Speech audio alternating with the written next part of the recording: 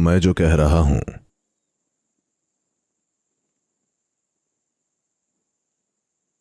उसका मकसद आपको चोट पहुंचाना नहीं है। यह थोड़ा टेक्निकल है। मैं चाहता हूं कि आप इसे उस तरह देखें, क्योंकि यहां बैठकर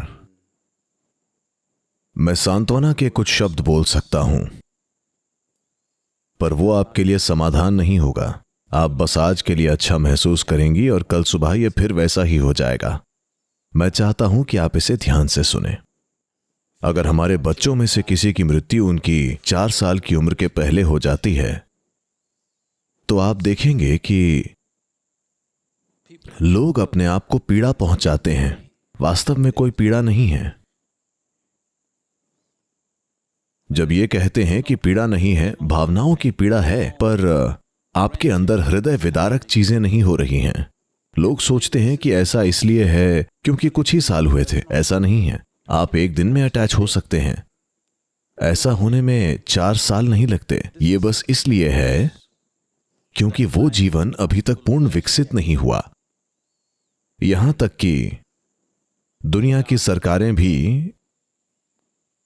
इसे देखती हैं। अगर आपके IMR रेट, शिशु मृत्यु दर लेना हो, तो आप इसे 4 साल के नीचे लेते हैं, क्योंकि यह अभी तक हाल ही में एक आम बात रही है।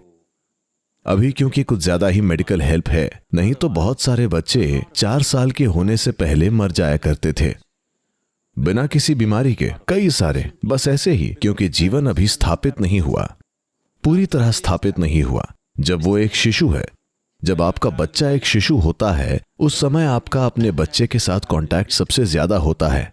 जब वे 4 के हो जाते हैं तो हर जगह दौड़ते फिरते हैं। वे आपके साथ नहीं होते, आप उन्हें पकड़ नहीं सकते। वे हर जगह होना चाहते हैं, वे दुनिया देखना चाहते हैं। पर 4 साल के होने से पहले वे कितना आपके साथ होते हैं, उसके बावजूद भौतिक रूप से आपका उनके साथ जुड़ाव उतना स्ट्रांग नहीं होता, क्योंकि भौतिक रूप से वे अपने खुद के शरीर के साथ उतना स्ट्रांगली नहीं जुड़े हैं। तो यही चीज आपके अंदर उतनी स्ट्रांगली नहीं हुई है। यह ऐसी चीज है कि ज्यादातर लोग कहेंगे, नहीं नहीं नहीं, जब मेरा बच्चा 3 महीने का था, मैं उसके साथ कितनी अटैच थी। मैं जानता हूं उन चीजों को, इसलिए मैंने कहा कि यह थोड़ा टेक्निकल है।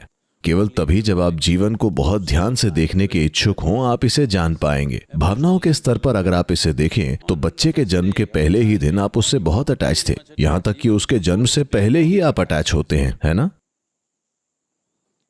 भौतिक रूप से आपका बच्चे के साथ जुड़ाव बहुत तेजी से बढ़ता है जब वो कहीं 40 से 48 महीनों के बीच की उम्र को पार करता है। उस समय आपका बच्चे से भौतिक जुड़ाव कहीं ज्यादा गहरा होता है, और ये आपके शरीर में हो रहा है। आपके शरीर में कुछ हो रहा है जो ज्यादातर लोग समझ नहीं पाते। बच्चे की 4 साल की उम्र के पहले वे अपने साथ कुछ होता हुआ अनुभव करते हैं। 4 साल के बाद बच्चा एक समस्या है, ये वो कहां जा रहा है, वो कहां है, स्कूल एडमिशन, ये और वो। आप जानते हैं, दूसरी चीजों में शामिल होने के कारण वे इस अनुभव को मिस कर देते हैं। नहीं तो उस समय कुछ क्लिक होता है, क्योंकि वो जीव और वो शरीर जुड़ गए जन्म से लगभग 40 से 48 महीनों बाद। जब वो जुड़ गए, तब आप एक सहज स्थिति में आ जाते हैं, क्योंकि वो आपका एक हिस्सा बन गया है। आपको जागरूक होकर उसे नहीं पकड़ना है, एक प्राकृतिक जुड़ाव हो रहा है। अगर एक बच्चे की मृत्यु छोटे में हो जाती है 4 साल से पहले, तो वे निराश होंगे, भावनाओं के स्तर पर अशांत, पर शोकग्रस्त नहीं होंगे। यह समय की अवधि की वजह से बिल्कुल भी नहीं है। ऐसा बस इसलिए है क्योंकि वो जीव उस शरीर के साथ नहीं जुड़ा। और आपको यह समझना चाहिए कि आप बस शरीर देते हैं, आप एक जीव नहीं बना सकते। एक जीव का निर्माण इंसान के हाथों में नहीं है। आप बस एक शरीर देते हैं, आप शरीर प्राप्ति को आसान बनाते हैं।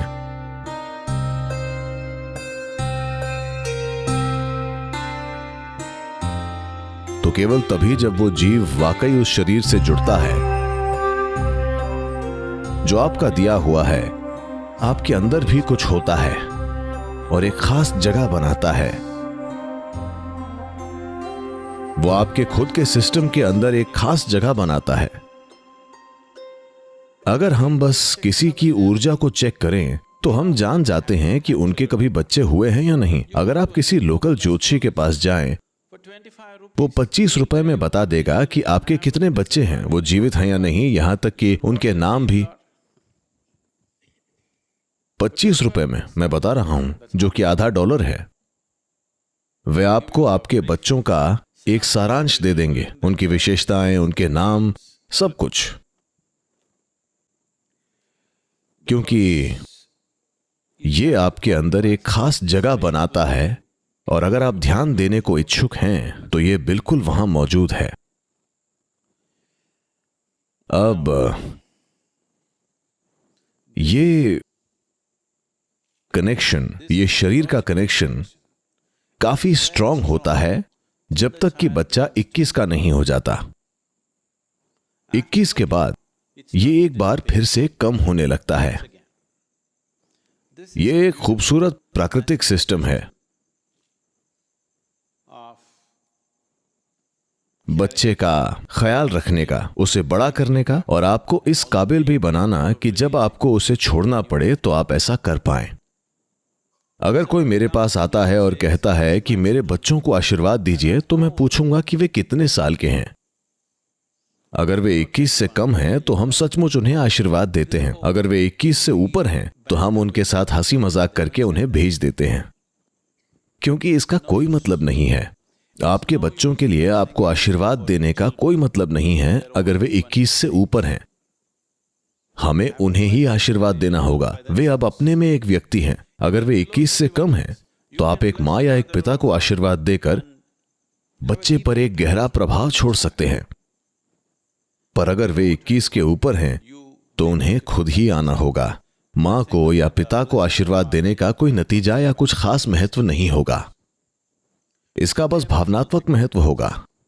ऐसा किसी के साथ नहीं होना चाहिए, पर यह होता है। किसी के बच्चों की मृत्यु उनसे पहले नहीं होनी चाहिए। हमेशा यही सही होगा कि हम अपने बच्चों से पहले मरे। यह ऐसा ही होना चाहिए, जीवन का प्राकृतिक क्रम। पर कभी कभी ऐसा हो जाता है। यह किसी न किसी के साथ हर दिन हो रहा है। ज्यादातर लोग ऐसा मानते हैं कि उनके साथ ऐसा नहीं होगा। ऐसा नहीं है, यह किसी के साथ भी हो सकता है। अब जब यह हमारे साथ घट चुका है, it is best. Before it happened, we could have done anything to save that life. Once it's happened, it's time to look. ऐसा होने के पहले हम कुछ भी करते उनके जीवन को बचाने के लिए। एक बार जब ये हो चुका है तो ये समय है देखने का। ये समय है अपने अंदर गहराई से देखने का कि ये पूरी प्रक्रिया क्या है, ये कितनी गहन है, साथ ही साथ ये कितनी बांधने वाली है, और ये कितनी मुक्त करने वाली भी हो सकती है। भारत में लोग कैसे भी एक बेटा चाहते हैं। इसका कारण यह है कि आज सामाजिक परिस्थितियां बदल गई हैं। लोगों की तकनीकी और यात्रा करने की क्षमताएं बदल गई हैं। नहीं तो उम्र होने पर लड़की की शादी हो जाती और वो किसी और के घर चली जाती है। अगर आपकी मृत्यु हो गई तो शायद वो नहीं आ पाएगी, क्योंकि उसको पैदल चलकर आना है। उसे अमेरिका में होने की जरूरत नहीं है। अगर वो सेलम में भी है तो वो 200 किलोमीटर चलकर नहीं आएगी। जब तक वो आएगी आपका अंतिम संस्कार पूरा हो चुका होगा। तो हम एक बेटा चाहते हैं क्योंकि वो यहां रहेगा। आज की दुनिया में यह प्रासंगिक नहीं है, पर मैं चाहता हूं कि आप ये समझें कि 1000 साल पहले यह बहुत प्रासंगिक था। अगर लड़की 50 किलोमीटर दूर रहती है तो वो समय पर नहीं आ पाएगी। उसके खुद के बच्चे हैं, पति है, उसका परिवार है। वो सब कुछ छोड़कर नहीं जा सकती, और वो अकेली पैदल नहीं जा सकती। हर तरफ जंगल था, किसी को उसे छोड़ने आना पड़ेगा। तो ये नहीं हो पाएगा। इसीलिए बेटियों के आने के लिए 12वें दिन की व्यवस्था की गई थी। जब आप मरते हैं तो आप अपने बच्चे को अपने पास चाहते हैं। उन्होंने कहा बेटा, क्योंकि व्यावहारिक तौर पर बेटे का पास होना ही संभव था, बेटी और कहीं होगी। बच्चे को पास में होना चाहिए वो इसीलिए क्योंकि ऐसे तरीके हैं जिनसे आपके अंदर मौजूद उस छोटी जगह का उपयोग किया जा सकता है। आपके भीतर वो एक छोटी खाली जगह जो उस जीव ने ले रखी है, जिसे आप अपना बच्चा कहते हैं। और अगर वो सही चीजें करे तो वो आपको मुक्ति दिला सकता है। इसके लिए ही वे लोग जो पूरी तरह बिना जागरूकता के जीते हैं और जो अपने बारे में कुछ भी नहीं करते, वे लोग अपनी मुक्ति के लिए अपने बच्चों पर निर्भर कर रहे हैं, और ये अपने आप में एक पूरी परंपरा बन गई। वाराणसी इसके लिए जाना जाता है। लोग यहाँ आते हैं या तो अपने बूढ़े माँ बाप के साथ जो काशी में मरना चाहते हैं, या जिनकी हाल ही में मृत्यु हुई है, उनकी राख और जो कुछ भी लेकर आते हैं, क्योंकि कहीं ना कहीं वे ये समझते हैं कि वो उन्हें मुक्ति दिला सकते हैं। पर आज बहुत कम लोग हैं जो इन चीजों को ठीक से करना जानते हैं। तो ये सिर्फ एक रिवाज रह गया है। तो मैं आपको ये बताना चाह रहा हूं वो ये है कि एक बार आपने एक बच्चे को जन्म दे दिया तो आप जो हैं उसकी एक खास जगह उस जीव द्वारा ले ली जाती है, जिसे आप अपना बच्चा कहते हैं, क्योंकि आपने ही उसे शरीर दिया है। क्योंकि आमतौर पर लोगों का एक दूसरे में मेल जोल सिर्फ या तो भौतिक या मानसिक या भावनात्मक होता है और उसके परे कभी नहीं जाता। तो हम ये मानते हैं कि बस यही एक व्यक्ति के बारे में सब कुछ है। पर जब एक इंसान मरता है या जब वो अपना शरीर छोड़ता है तो वो सब चला जाता है। मानसिक ढांचा चला गया, भावनाएं चली गईं, शरीर तो चला ही गया। तो वो सब कुछ जिसे आप अपना जानते थे चला गया। और वो जीव जिसे हमेशा आपने अपने बच्चे की तरह देखा, अब वो आपके लिए उतना ही अजनबी है जितना कि कोई और भी। अब साथ ही साथ किसी के मरने के बाद अगर वो हमारे माँ बाप हैं तो हम कुछ खास चीजें करते हैं। अगर वो हमारे बच्चे हैं तो हम कुछ भी नहीं करते, क्योंकि आपके अंदर एक छोटी जगह उस जीव के गुणों ने ले रखी है, पर उनके अंदर वो छोटी जगह आपने नहीं ली है। आप अगली जनरेशन में जगह नहीं ले सकते। अगली जनरेशन पिछली में एक छोटी जगह रखती है, पर पिछली जनरेशन अगली में नहीं रखती और रख भी नहीं सकती, जैसा कि प्राकृतिक रूप में होना भी चाहिए। इस वजह से जब एक बच्चा बड़ा होता है और 21 के करीब होता है, आप उन्हें देखते हैं और वे बिल्कुल अजनबियों की तरह दिखते हैं। आपको विश्वास नहीं होता कि उन्हें आपने ही पैदा किया था। वे आपके बच्चे हैं। क्या ये वही छोटा बच्चा है जिसे मैंने पाल पोस कर बड़ा किया? आप पहचान नहीं पा रहे हैं कि वो क्या कर रहे हैं, क्योंकि आपका उनमें घर नहीं है, पर उनका आप में एक घर है। तो अगर आप अपने बच्चों पर प्रभाव डालना चाहते हैं, उनके साथ बहुत सी चीजें करने की कोशिश मत करिए। आपको यह पहचानना आना चाहिए कि वो जगह कहां है। अगर आप उसे खास तरह से रखें तो चीजें ठीक होंगी। ये बच्चे के बारे में एक रिमोट कंट्रोल है जो एक माता या पिता के पास होता है। तो अगर आप अपने बच्चे पर प्रभाव छोड़ना चाहती हैं, क्योंकि आप पहले 11 दिनों के अंदर आई हैं, काल भैरव कर्म निश्चित रूप से कुछ महत्वपूर्ण करता है।